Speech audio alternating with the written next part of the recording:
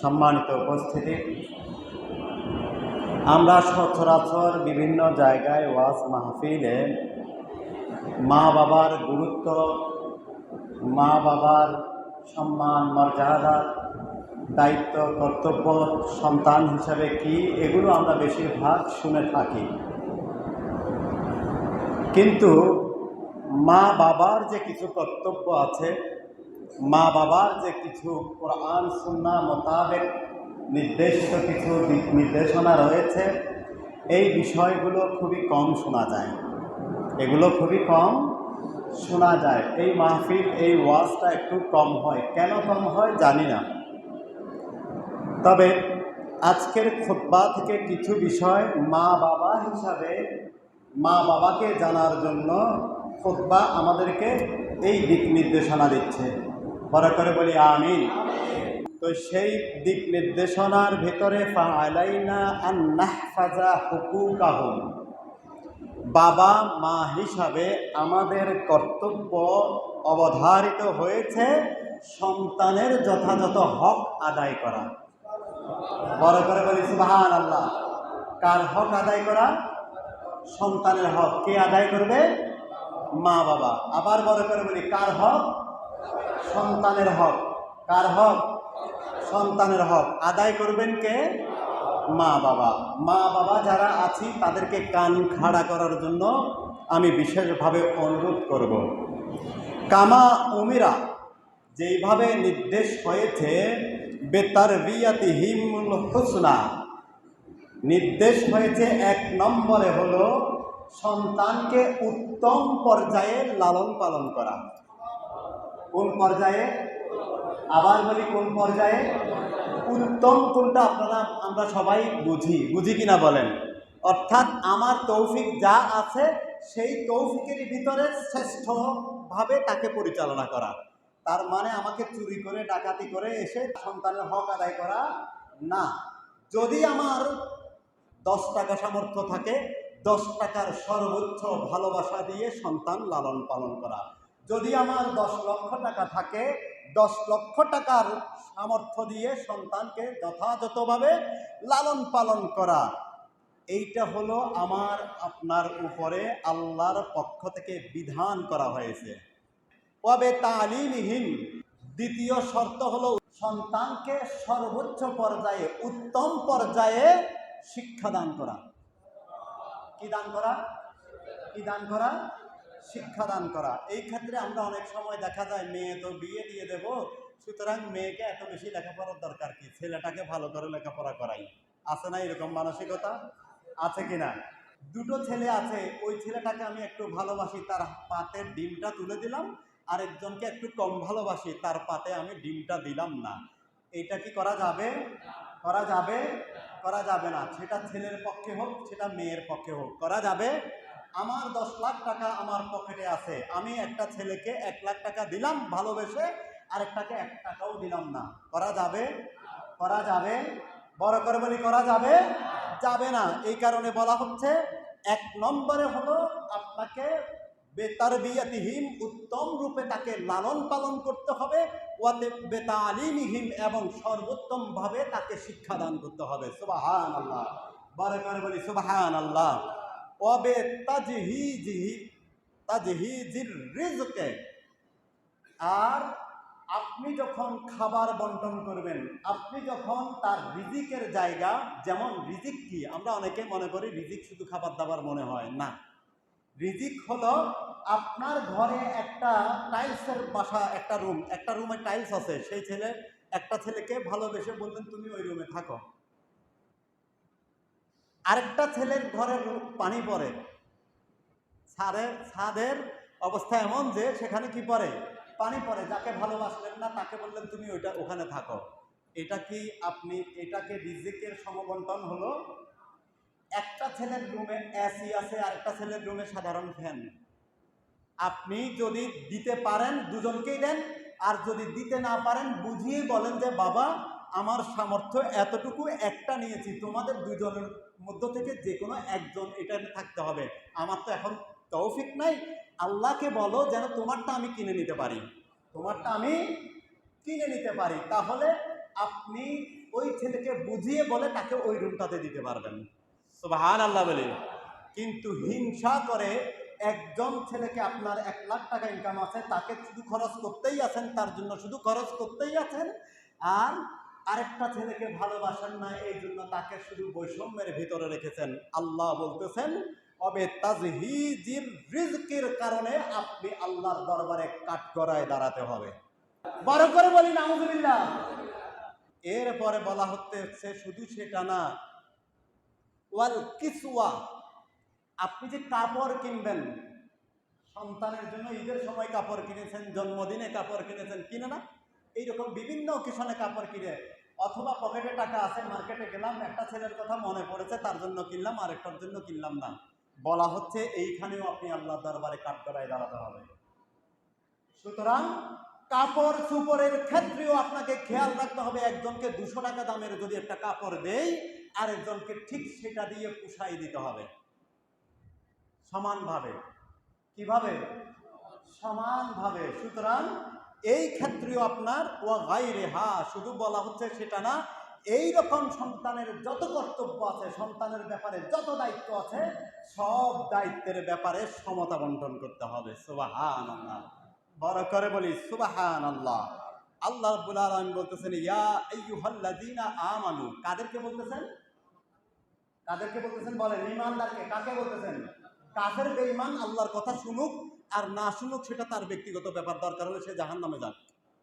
কিন্তু আল্লাহ মুমিনকে বলতেছেন ইয়া আইয়ুহাল্লাযীনা আমানু, হে ঈমানদার, তুমি যদি আমাকে মানো, আমার বান্দা যদি তুমি স্বীকার করো, কু আনফুসাকুম, তুমি তোমার নফসকে বাঁচাও। কোথা থেকে? জাহান্নাম থেকে। কোথা থেকে? জাহান্নাম থেকে। সেটা কেমনে বুঝবো? তারপরের অংশে আল্লাহ বলতেছেন ওয়া আহলিকুম নারা, শুধু তুমি বাঁচবে তা না, তোমার পরিবার পরিজন যারা আছে তারাও বাঁচতে হবে। যেন কেউ কোনো কারণে, কোনো কথার কারণে, কোনো ব্যাহত এর কারণে, কোনো অন্যায়ের কারণে যেন আল্লাহর দরবারে কাঠগড়ায় দাঁড়াতে না হয়।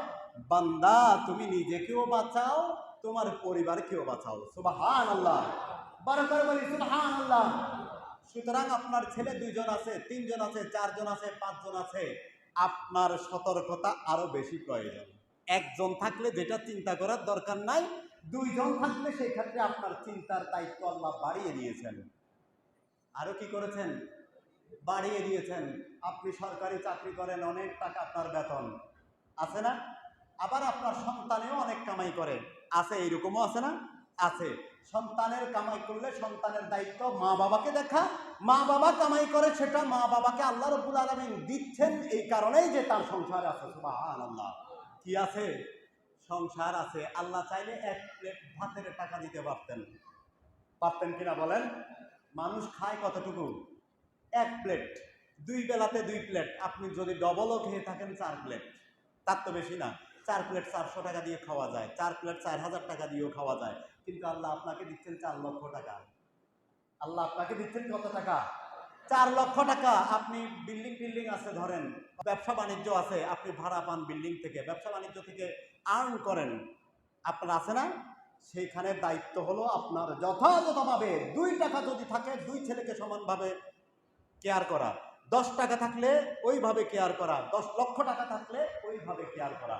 আল্লাহ আমাদেরকে বোঝার তৌফিক দিন। বড় করে বলি আমিন। অনেক ক্ষেত্রে মা বাবার বৈষম্যের কারণে সন্তান কি হয়ে যায়? বেয়াদব হয়ে যায়। এই মাটি, এই কাদা মাটিটাকে আপনি যেভাবে গড়ে তুলবেন সেইভাবে বড় হবেন। যেইভাবে কি করবেন? গড়ে তুলবেন, সেইভাবে বড় হবে। সুতরাং সে বেয়াদব হওয়ার ক্ষেত্রে আপনিও দায়ী হয়ে যাবেন।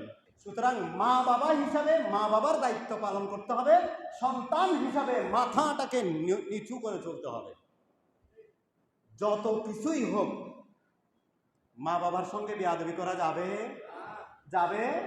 কোনো অবস্থাতেই বেয়াদবি করা যাবে না। আর বেয়াদবি করেছো, সিরাতুল মুস্তাকিম থেকে তুমি ছিটকে পড়ে গেছো, জাহান্নামে চলে গেছো। কোথায় চলে গেছো? জাহান্নামে। সুতরাং মা বাবা হিসাবে খেয়াল করতে হবে, আমার সন্তানকে সিরাতুল মুস্তাকিমে রাখার জন্য আমার যে দায়িত্ব, সেই দায়িত্ব আমি যথাযথ পালন করব। আর সন্তানকে ওইভাবে আমি আদর্শ দিব যে সন্তান যেন আমার সাথে বেয়াদবি করতে না পারে। সেই কারণে সন্তানকে মারতে হবে এমনও কোনো কথা নেই। অনেক সন্তানের দিকে শুধু তাকালেই হয়, ঠিক কিনা বলেন? শুধু তাকালেই হয়। সুতরাং আপনি কিভাবে তাকাবেন সেই বিষয়টা, সেই ভাষা, সেই শরীরের ভাষা, চোখের ভাষা, মুখের ভাষা ঠিক করার মালিক আপনি, ঠিক কিনা বলেন? সুতরাং আপনি যদি সারাক্ষণ সমালোচনা করি, এমনও আছে, ধরেন আমার 3টা ছেলে আছে, 4টা ছেলে আছে, মা 2টা ছেলেকে ভালোবাসে, আরেকটা ছেলেকে ভালোবাসে না, আরেক 2টাকে ভালোবাসে না, হতে পারে। ছেলের কারণে আবার ছেলের বউকেও ঘৃণা করা শুরু করে, আছে না? আছে কিনা বলেন? ছেলের বউর অপরাধটা কি বলেন? এখানে একটা বিষয় খেয়াল রাখতে হবে, অনেক সময় ছেলের বউকে ঘৃণা করতে গিয়ে অনুমানের উপরে, ধরেন ছেলের বউ কোনো একটা কাজ করতেছে, তিনি অনুমানের উপরে একটা কথা বলে ফেলবেন, যেই কথাটা তার ব্যক্তিত্বের উপরে মারাত্মকভাবে আঘাত হয়। আপনি দেখেন এইগুলো আমাদের সমাজে আছে কিনা? আছে কিনা? কিন্তু আল্লাহ কি এগুলো থাকতে বলেছে নাকি না থাকতে বলেছে? আল্লাহ বলতেছেন, আল্লাহর কোরআন এবং হাদিস বলতেছে, আল্লাহ রাসূলের ইয়াকুম ওয়াজ্জান, তুমি অনুমান থেকে যথাযথভাবে নিজেকে হেফাজত করো। কারণ অনুমান পুরাটাই মিথ্যা, যেটা সত্য হোক আর মিথ্যা হোক, পরে প্রমাণিত কি হবে সেটা আল্লাহ চাইবে না। আল্লাহ বলতেছে তুমি অনুমান করতেই পারবে না। কিন্তু আপনি অনুমান করে করে বউকে আপনি একটা তুহমত দিচ্ছেন, বদনাম করতেছেন, ঘৃণার চোখে তাকাচ্ছেন, মা বাপ তুলে কথা করছেন, বলতেছেন, আছে কিনা বলেন? মা বাপ তুলে, মা বাপের কি অপরাধটা হলো এখানে? যেই সন্তানটাকে 20 বছর, 10 বছর, 15 বছর মা বাবা কষ্টে লালন পালন করে, আরে শুধু আপনার একটা দামি ভালোবাসার একটা, যদি দামি বলতে খুব টাকা দিয়ে কেনা তেমন না, ধরেন আপনার একটা জামা, আপনার পছন্দের জামা, এই জামাটা আপনার কি পছন্দের, সেটার দাম মাত্র 1000 টাকা। দেখবেন কোনো কারণে সেটা যদি নষ্ট হয়ে যায়, চুরি হয়ে যায়, আপনার মন খারাপ হয়ে যায়, ঠিক না? হয় কি না? হয়। আপনার মোটরসাইকেলটা, আপনার গাড়িটা, আপনার বাড়িটা, আপনার ঘরটা, এমনকি একটা দেয়ালের যদি একটা টাইলস খসে পড়ে, আপনার মন খারাপ হয়ে যায়। শুধু সেই রকম না, আপনি ভাড়া থাকেন কারো বাড়িতে, কারো বাড়িতে কি থাকেন? ভাড়া থাকেন, সেখানে 10 বছর থেকেছেন, 20 বছর থেকেছেন, যখন আপনি আপনার গন্তব্যে ফিরে যাচ্ছেন, তখন ওই বাড়ির জন্য মায়া হয়, ঠিক কিনা বলেন? হয় কিনা? হয়। ওই বাড়ির জন্য মায়া হয়, ওই খাটে, যেই খাট, যেই মেয়েটা ছোট্ট কাল থেকে মা বাবা কষ্ট করে কখনো মুখে ভাত নিজে তুলে খেতে দেয় নাই, মা বাবা আদর করে মুখে তুলে খাওয়াইছে, আছে না এরকম? মা বাবা আদর করে, আছে কিনা? আছে। সেই মা বাবাকে ছেড়ে যেই মেয়েটা আরেকজনের ঘরে আসে, কার ঘরে? তার পছন্দের খাট, তার পছন্দের বাড়িঘর, তার পছন্দের পরিবেশ, তার পছন্দের আত্মীয় স্বজন সবাইকে যখন ছেড়ে আপনার বাড়িতে আসে, কত বড় আমানত আপনার উপরে আল্লাহ রাব্বুল আলামিন দিয়েছেন, দান করেছেন, এই কথাটা যদি মনে না থাকে, আপনি সরাসরি জাহান্নামী। কারণ আল্লাহ রাব্বুল আলামিনের বান্দা সৃষ্টি করেছেন কে? আল্লাহ। সৃষ্টি করেছেন কে? আল্লাহ। ওই মেয়েটাকে আপনি ভালোবাসেন না, অথচ নিজের মেয়েটাকে ঠিকই ভালোবাসেন, আছে না? আছে কিনা বলেন? নিজের মেয়ে এবং মা একসঙ্গে আরেকজনের বাড়ি থেকে যে মেয়েটা আসছে বউ হয়ে, তার উপর অত্যাচার চালায়, আছে না? আছে কিনা? আবার নিজের মেয়েটা যদি শ্বশুর বাড়িতে কোনো রকম কষ্ট হয়, সঙ্গে সঙ্গে ওই বাড়ি খারাপ সমালোচনা করে, আছে কিনা? নিজের মেয়ের ব্যাপারে হলে আপনার একদম ভালো লাগে না, আরেকজনের মেয়েটা, যেই মেয়েটা সব কিছু ছেড়ে এসে আপনার বাড়িতে আল্লাহ রাব্বুল আলামিন পাঠিয়েছেন, আর আপনিও তো, আপনার স্বামী আছে না? আছে কিনা বলেন? তো আপনার স্বামীর সাথে আপনার লাইফস্টাইল কেমন, সেইটার উপরে আপনি বিল্ড আপ করে নিজের জীবনটাকে সাজানো আপনার কর্তব্য না? আমরা কেন সেখানে ভুল করি? আমাদের উচিত নিজের মেয়েকে যতটুকু ভালোবাসবো, পারলে অপরের মেয়েটাকে একটু বেশি ভালোবাসা দেব। আপনি দেখবেন যার মর্যাদা যতটুকু, কথাটা খেয়াল করবেন, যার মর্যাদা যতটুকু, তাকে যদি একটু বেশি ভালোবাসা দেন, দেখবেন আপনি তাকে এতটাই আপন হিসাবে পাবেন যে দেখবেন সব সুখে দুঃখে একমাত্র সেই আপনার পাশে দাঁড়াবে। আমাকে খেয়াল করতে হবে, ভালোবাসা দিতে হবে। আমাকে কি খেয়াল করতে হবে? ভালোবাসা দিতে হবে। ভালোবাসা এমন একটা জিনিস, নরম জিনিস, কিন্তু এটা শক্ত মজবুতি দেয়। কি দেয়? আপনি একটা ইটের উপরে আরেকটা ইট রাখতেছেন, দোনোটা শক্ত, লাগবে? জোড়া লাগবে? লাগবে না। নিচে দেখবেন দুইটার মাঝখানে যদি একটু আপনি মশলা দেন, সিমেন্ট বালুর মশলা দেন, ওগুলো নরম। ওগুলো কি নরম? এই নরম সিমেন্ট এবং বালু এমন ভাবে ওই দুইটা ইটটাকে শক্ত জোড়া দিয়েছে যে আপনি 10 তলা, 20 তলা, 50 তলা, 100 তলা বিল্ডিং হয়ে যাচ্ছে। যাচ্ছে কিনা বলেন? সুতরাং আপনার ভালোবাসাটাকে যদি ওইভাবে দিতে পারেন, আপনার ঘর হয়ে যাবে জান্নাতের পরিবেশে। সুবহানাল্লাহ। আমরা জান্নাত চাই কিনা? না। যদি জান্নাত চাই তাহলে আমাদেরকে অবশ্যই খেয়াল করতে হবে আমার ঘরের সুখ শান্তি প্রতিষ্ঠার জন্য আমি একমাত্র দায়িত্ববান। আর কেউ কি আমার ঘরে সুখ আনবে? আমাকেই আনতে হবে। আমাকে আনতে হলে আমি বউয়ের সাথে বউয়ের মতো ভালোবাসা দিতে হবে, মেয়ের সাথে মেয়ের মতো ভালোবাসা দিতে হবে। এখন তো দেখা যায় সন্তানের সাথে বউকেও লাগাই দেয় ঝগড়া, আছে না এরকম? বউকে এমনভাবে চলায়, নিজের সন্তানকে এমনভাবে প্রতি মুহূর্ত এমনভাবে তাকে টর্চার করে, শেষ পর্যন্ত সে হয়তো বউয়ের উপরে হাত তুলে, অথবা মা বাবাকে বুড়ি তুই আর ঘর নোয়াইস বলে না, আছে না? বুড়ি তুই আর রুমত নডুকিস, আছে না এরকম বলে? তখন ছেলে ওই পর্যায়ে চলে যায়। দোষটা কার? দোষটা কার? ছেলেরও দোষ, মা বাবা হিসাবে মা বাবারও দোষ। কারণ একজনের রাস্তা তৈরি করে দিয়েছে, আরেকজনের সেই রাস্তায় হেঁটেছে। একজনের রাস্তা তৈরি করে দিয়েছে, আরেকজনের সেই রাস্তায় হেঁটেছে। এখন আল্লাহ বলতেছে তোমার রাস্তা অবৈধ, আমার সিরাতুল মুস্তাকিম তুমি ফলো করো নাই। ইদিলু বাইনা আবনাআকুম, ইনসাফ প্রতিষ্ঠা করো, আদল প্রতিষ্ঠা করো। কার উপরে? বাইনা আবনাআকুম, তোমার সন্তান সন্ততি যারা আছে তাদের উপরে। কার উপরে? সন্তান সন্ততি যারা আছে। এতক্ষণের কথায় আপনারা এই দিলু আল্লাহ রসুলের এই হাদিসের মর্ম আপনারা এতক্ষণে বুঝে গেছেন কিনা? ইনসাফ প্রতিষ্ঠার ব্যাপারে ওয়াল ওয়ালিদাতু ইউরদি'না আওলাদাহুন্না হাওলাইনি কামিলাইন।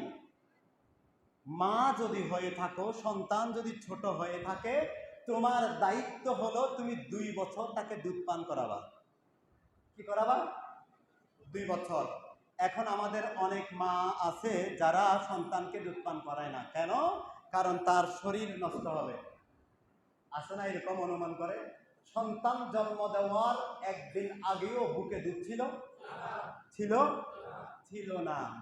সন্তান যখন জন্ম হয়েছে, আল্লাহ রাব্বুল আলামিন বলতেছেন তোমার মা থেকে তোমাকে আমি একটা নার কেড়ে পেটে যখন ছিলা ওই নার দিয়ে তোমাকে খাবার দিয়েছি। ওই নার দিয়ে কি দিয়েছি?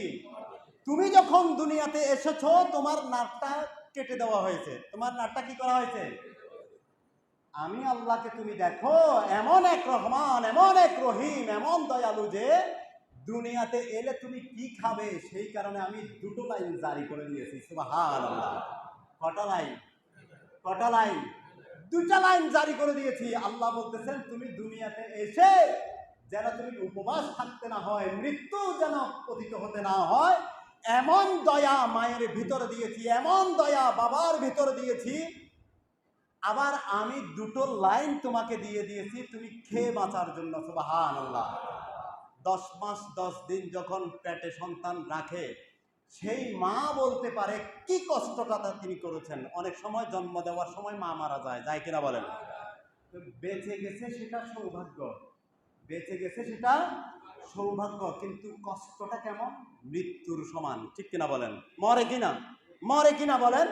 মরে। তাহলে বুঝেন যেই কষ্টে মারা যায় সেই রকম কষ্ট ধৈর্য ধারণ করে যখন সন্তান ভূমিষ্ঠ হয়, মা সেই সন্তানের মুখ দেখার সঙ্গে সঙ্গে 10 মাসের কষ্ট এবং প্রসব বেদনা মুহূর্তেই ভুলে গিয়ে হাসি দেয়। ঠিক কিনা বলেন? হাসি দেয় আর সন্তানটাকে বুকে টেনে দুধ দেয়। ঠিক কিনা বলেন? সুতরাং সেই মায়ের সাথে বেয়াদবি করা যাবে? আল্লাহর হাবিবকে প্রশ্ন করা হলো, ইয়া রাসূলুল্লাহ খেদমত করব কার? নবীজি বললেন তোমার মায়ের। তারপরে কার? তোমার মায়ের। তারপরে কার? তোমার মায়ের। তারপরে কার আমার রসুল বললেন তোমার পিতার। সুবহানাল্লাহ। সুতরাং 3 গুণ মর্যাদা দিয়েছে। কেন? 10 মাস 10 দিন পেটে ধারণ করেছে, একটা বিষয়, এক কারণ। 3 গুণের এক কারণ। আরেকটা গুণ হলো প্রসব বেদনা, এমন প্রসব বেদনা যে 1 বালতি রক্ত খুশিয়ে সন্তানকে জন্ম দিয়েছে। ঠিক কিনা বলেন? 2 কারণ। কয় কারণ? 2 কারণ। আরেকটা কারণ হলো আপনাকে কত মন 2 বছর পর্যন্ত দুধ খাওয়াইছে, আপনি চিন্তা করে দেখেন। সুবহানাল্লাহ বলি। এই মায়ের এই কষ্টের ভিতর দিকে দিয়ে আমি আপনি দুনিয়া দেখেছি। আজকে যদি কোনো পুরুষকে সেই দায়িত্ব আল্লাহ রাব্বুল আলামিন দিতেন, পুরুষ যদি কনসিভ করত, সন্তান যদি পুরুষের পেটে হতো, যখন হাতে গুঁতা মারতো, লাথি মারতো, তখন যে কি করতো এক আল্লাহ জানে। ভূমিষ্ঠ হওয়ার সঙ্গে সঙ্গে আছাড় মেরে মেরে ফেলতো। ঠিক কিনা বলেন? আল্লাহ রাব্বুল আলামিন মাকে সেই ধৈর্য দিয়েছেন, যেই ধৈর্যের ভিতর দিয়ে আমি আপনি সন্তান যখন দুনিয়াতে এসেছি, সঙ্গে সঙ্গে মা ভুলে গেছে তার সমস্ত কষ্ট। সুবহানাল্লাহ। আর বাবা রোদে নিজেকে পুড়িয়ে ইনকাম করে নিয়ে আসে। ঠিক কিনা বলেন? আনার পরে নিজের পেটে মন চাইতেছে একটু আঙ্গুর খাই, একটু আঙ্গুর খাই, কিন্তু আঙ্গুর খাইলে হয়তো সন্তানের মুখে হাসি ফোটানো যাবে না, নিজে খাইলে করা যাবে না।